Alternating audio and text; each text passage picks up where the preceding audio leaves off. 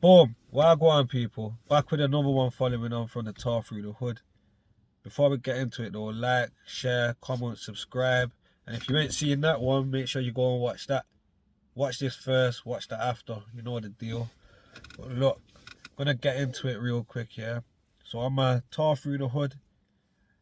I say there's a point where I go to my old primary school and I must have said I can't remember what was across the road from it. Where there's some houses and I'm saying they didn't used to be there. I can't remember what used to be there. You get me? So long story short, my cousins hit me up and he said, "You do know what used to be there?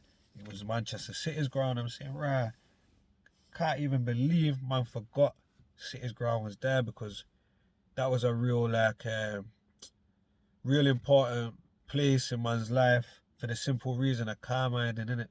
Man was never a City fan, but I've always felt a connection to City through the car minding because they were a team from the hood, you get me? So,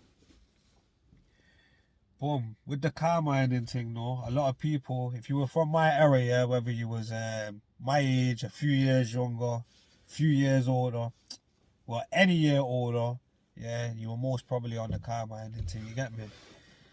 So, and in each zones, it were most likely run by the man them that are on the road around there, you get me? So if you didn't have no weight or you didn't know no one or whatever, you couldn't really be out here making money at these times. So back in the day, in my area, you'd have like the Dudleyton kids on Denmark Road or any of the main roads where you could fit a load of cars, you'd have the Dudleyton kids and whatnot, you get me? So I suppose in Rush Home it would be the Rush Homers, in Fallowfield it would have been the Fallowfielders, and so on, innit? But either way, you know, like I'm saying, you had to be someone or know someone. So me and my brethren, just two of us, we went out there. We just got a little road where there's like you could fit like 7, 8 cars. No one don't even want this turf. You get what I mean? But man's just thinking, yeah, we can make a little 15 quid and there. So we're just doing that road, yeah. But even then, enough man were getting jacked. Like my brethren got jacked. Another brethren from my estate, he got jacked in the alleyway. Like it's just everyone's getting jacked. You get me? Even remember one time, yeah, some kids, one must have been doing Denmark Road, got out there early before these men had got out there, and them man are coming. You get me? So then I remember seeing this kid just chipping. I see about 8 men running after him. Some fat guy at the back going, "Yo, you better friggin' game, dude, you slow bastards." And I'm laughing. I'm only a kid in it. I'm laughing my head off because obviously he's fat. As soon as he looked at me, man, stopped laughing. You get me? You know, in Friday when they say about Debo, when he come, I'll be quiet. When he gone, I'll be laughing again. That's what I was on. Yeah. But either way now, I was doing my little patch, and then eventually I've clocked on to the fact that there's a car park across the way and the gate's not locked, you get me? Webster car park. So I'm saying to my dad, "Oh, boom, the car park." And he's like, "Yeah, I'm going to come out there with you then, because he knows how it is, isn't it? Little 15 quid, man are going to allow, man, but man's making alright peas. Someone's going to try it, innit? So the respect thing goes out the window when man are hungry, innit, really? So he's come out with me. We've got this car park now. We built it up from like from what? From like probably 10 cars the first time.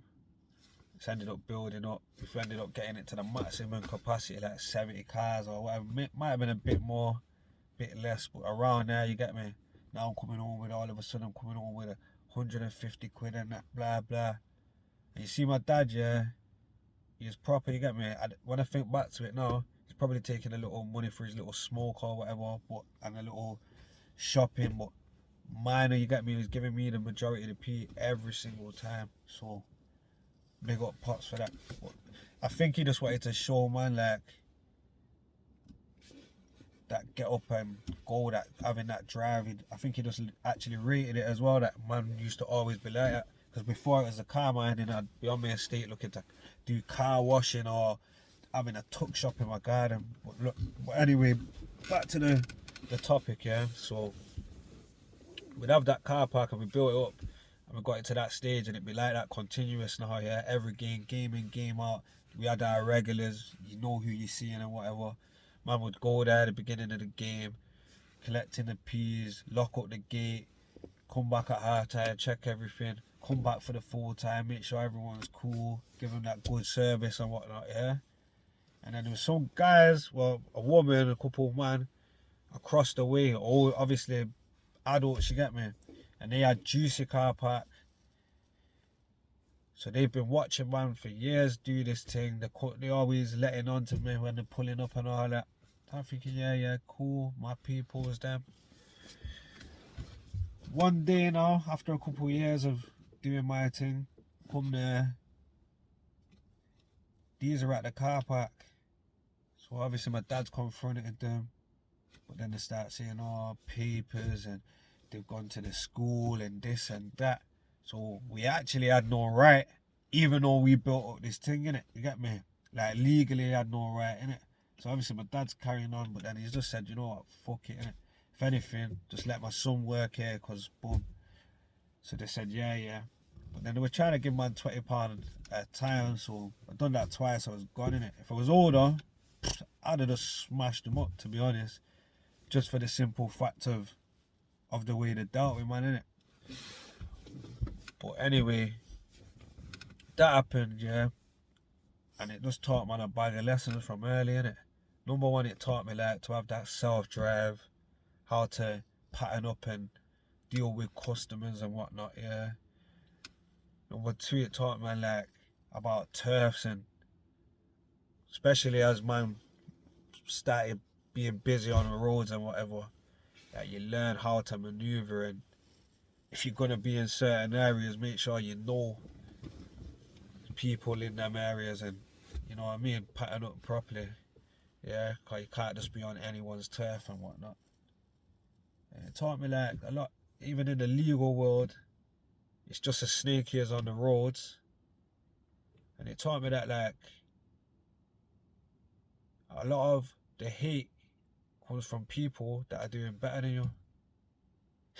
And it's mad that I've noticed that from early, and as I've gone through life, that keeps reoccurring, innit? It's mostly people that are in a better position than you, that are looking at you, and when they're seeing you coming up, the envy goes crazy. So sometimes, yeah, don't always think that the hate is going to come from someone that ain't got the same as you. A lot of the time, people that ain't got as much as you, they're motivated by you. It's a lot of the time the people that have got more than you, and you're thinking, right, they should be happy to see me come up and blah, blah, that have that hate and jealousy. But yeah, that's just a little some of the quick things that I learnt through a little simple thing like car minding.